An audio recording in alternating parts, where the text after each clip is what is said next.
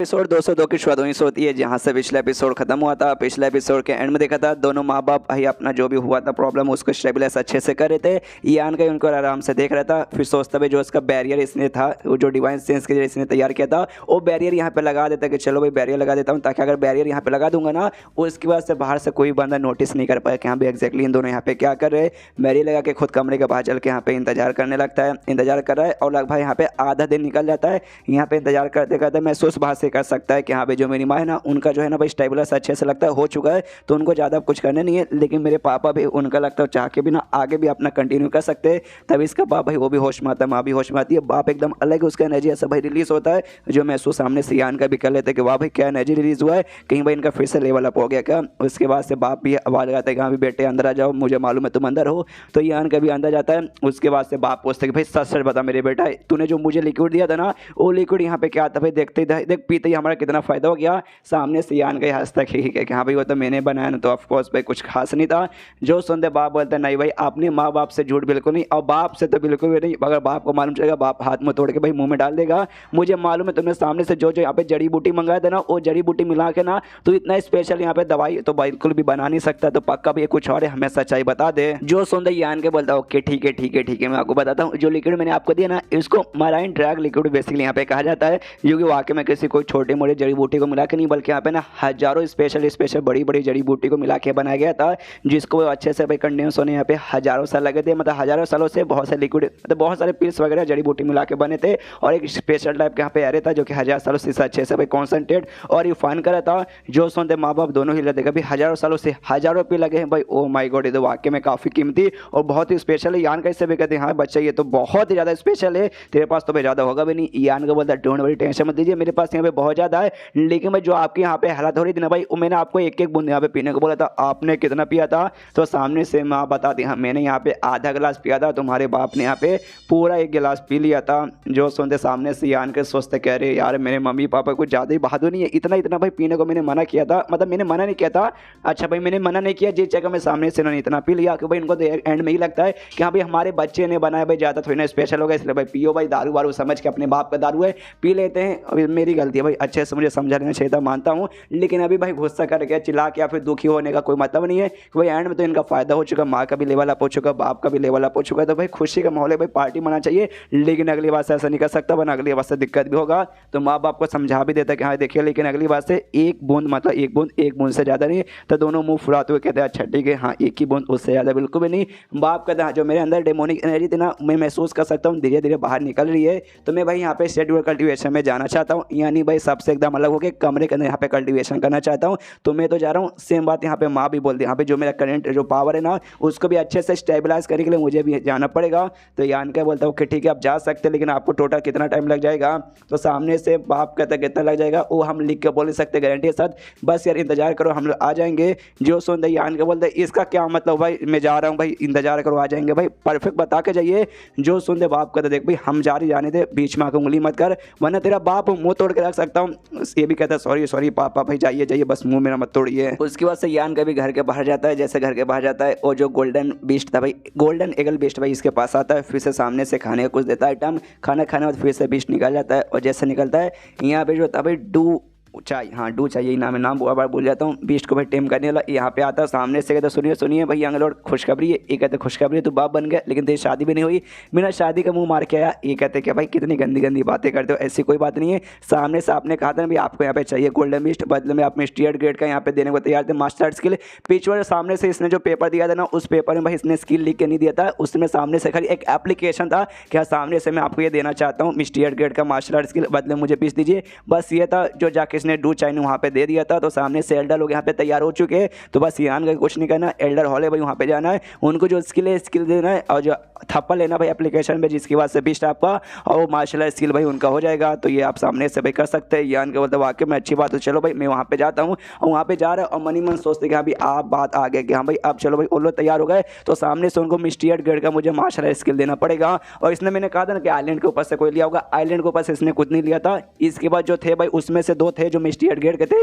एक यहाँ पे आता है स्टार मार्क, ये सुपर पावरफुल इसका जो मुक्का था, जो इसने भाई जो हमने मानवा के स्टार्टिंग में देखा था, स्टार्टिंग में चैप्टर 30-25 के आसपास 2 या 3 ही बार इसने यूज़ किया था। वो यहाँ पे एक मिस्टी एडगेट का मार्शल आर्ट स्किल है, जो सामने से सोचता है यान के कि हाँ भी ये दे दूँ, ये दूंगा तो इसमें सामने से भाई इसका थोड़ा सा नुकसान भी है। इसको भाई यूज़ करने के लिए बंदे को भाई बहुत ज़्यादा यहाँ पे टाइम की जरूरत पड़ती है, प्लस भाई और भी अच्छे से यूज़ करने के लिए और भी पावर और भी यहाँ पे टाइम लग जाएगा, जिस जगह में इसका एक ये नुकसान हो जाता है। दूसरा बंदे को भाई ना उसके अंदर जो इंटरनल पावर है भाई उसको भी अच्छे से और प्योर करना पड़ेगा और भी कंडेंस करना पड़ेगा, जितना और किसी का नहीं होता। लेकिन भाई मेरा यांग एनर्जी और साथ में मराइन ट्रैक मेरा प्योर कर देता है, जिस जगह मैं यहाँ पे अच्छे से यूज़ कर सकता हूँ। और मेरा बोल सकता है ये सीक्रेट आर्ट है जो भाई मेरा खुद का, तो सामने से ये देने में भाई मेरा यहाँ पे नुकसान हो जाएगा। लेकिन ये था पहला वाला स्किल। यांग के पास यहाँ पे दूसरा भी एक स्किल था, उस स्किल को यहाँ पे कहते हैं स्ट्राइक अप 10,000 स्वॉर्ड। अगर आपको यहाँ पे याद नहीं होगा, बहुत पहले हमने पुराने एपिसोड में देखा था, अराउंड 30-40 या 50 साल के आसपास उस समय मतलब माउंटेन के ऊपर गया था। उस माउंटेन पे था एक दूसरा बंदा जिसने यान की ओर हमला किया था, तो उसका ये स्ट्राइक वाला था, सबसे स्ट्रॉन्गेस्ट उसका अटैक था उसके पूरे सेट का।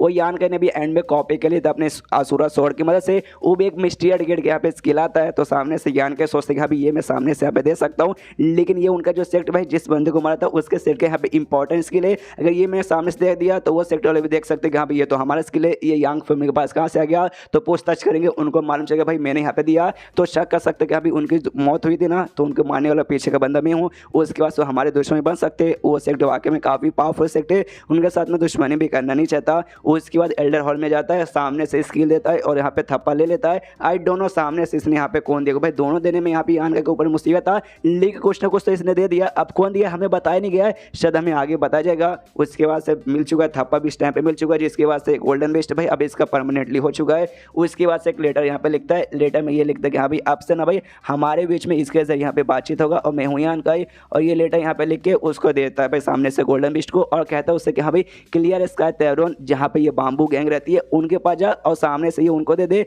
जैसे भाई हमारे पुराने मूवी देखते ना, कबूतर के पैर में चिट्ठी बांध के भेजने का, सेम यान का ही कबूतर छोड़ के ईगल के पैर में भी बांध के भेजने का सोच रहा था। और उससे कुछ दिन बाद जो सबसे बड़ा वाला यंगेस्ट लॉर्ड था भाई, सबसे बड़ा भाई, वो भी यहाँ पे आ जाता है। और उसी दिन सामने से 2 और भी यहाँ पे यंग लॉर्ड्स आते हैं, और उससे कुछ दिन बाद यहाँ पे और भी यंग लॉर्ड आते हैं। टोटल यहाँ पे बोल सकते हैं 9 में से यहाँ पे 8 आ चुके हैं। जगह जगह भाई बात वगैरह फैलने लगती है, यहाँ पे एक करके ऑलमोस्ट सारे के सारे यहाँ पे यंग लॉर्ड्स वगैरह आ चुके हैं। एक छोटा सा बोल सकते हैं पार्टी या फिर सेलिब्रेशन, या भी बोल सकते हैं खाली एक जगह जहाँ पे दूसरे भी बड़े बड़े फैमिली के बंदे लोग यहाँ पे इकट्ठे हुए हैं, आपस में बातचीत करते हैं, जिसमें से एक बंदा सामने से पूछता है कि यहाँ पे तुम्हें क्या लगता है कौन यंग लॉर्ड इनहेरिटेंस वाले ने इस बार का जीत सकता है। एक बंदा बोलता है कौन जीत सकता है भाई, कुछ भी बोल नहीं सकते भाई। सारे के सारे जो बंदे ने यंग फैमिली के वाकई में यहाँ पे बहुत ही ज़्यादा ही टैलेंटेड है। और अब से जैसे वो लोग सबके सब आए ना, वो लोग जो बाकी बड़े बड़े 7 फैमिली ना, उनके जो यंग लॉर्ड से भाई उनको भाई इन्विटेशन लेटर भेज दिए कि हाँ भाई हमारे साथ भाई पार्टिसिपेट करो, हम लोग मिलकर जीत जाएंगे, ऐसा वैसा सब लोग यहाँ पे कर। इसलिए सबके जीतने के चांसेस है, एक को छोड़ के यान का, एक को छोड़ के नहीं सबसे छोटे वाले यंग लॉर्ड का। सामने से ना भाई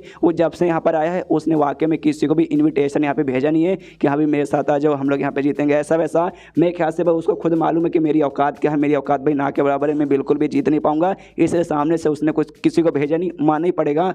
तभी एक बंदा सामने से कहता हाँ बाकी जो फैमिली के बंदे आए ना वो कोई खास बात नहीं है, लेकिन यहाँ पे भाई 2 सबसे इंपॉर्टेंट फैमिली आती है भाई यांग फैमिली के अलावा, वो यहाँ पे लियू फैमिली और यहाँ पे आती है क्यू फैमिली। लियू फैमिली के यहाँ पे जो सबसे बेस्ट जनरेशन का बंदा माना जाता है लियू क्यू, जिसके बारे में पिछले एपिसोड में बातचीत हुआ था वो। और क्यू फैमिली की जो यंग लेडी है मेंग भाई, ये दोनों सबसे बेस्ट है। ये किसी के साइड में चलेंगे ना तो बंदे के जितने के ज़्यादा चांसेस रहेंगे। सारे यंग लॉर्ड में सामने से भाई इनके पास भी इन्विटेशन भेजा है, देखते भाई ये लोग यहाँ पे किसके साथ जाते हैं, जिसके साथ जाएंगे भाई उनकी तो किस्मत ही चमक जाएगी। तब यहाँ पे और भी कुछ बंदे बातचीत करते हैं, उसमें से एक दूसरे से कहते हैं भाई शर्मा मुझे मालूम है तुम मेंग को यहाँ पे पसंद कर देना, हालांकि उसका पावर ज़्यादा नहीं है 5वें स्टेज के 3rd लेवल पे, लेकिन ठीक ठाक ही लड़की है। सामने से कहते हैं ठीक ठाक, अरे बहुत ज़्यादा बढ़िया फर्स्ट क्लास की लड़की है।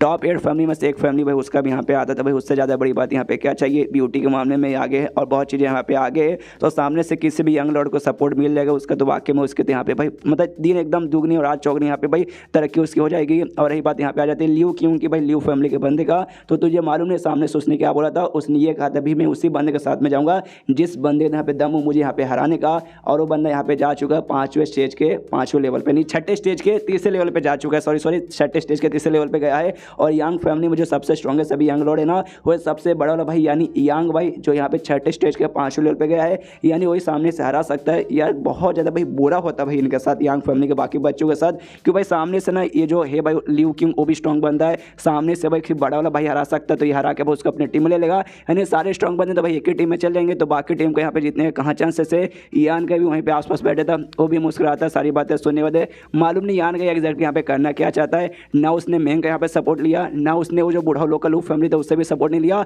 और जो बाकी 7 फैमिली है उससे भी यहाँ पे सपोर्ट नहीं मांग रहे। आई डोंट नो किससे एंड में ये सपोर्ट लेगा। तो चैप्टर खत्म, तो वीडियो भी खत्म। तो मिलता है अगली किसी वीडियो में, जब तक के लिए बाय बाय।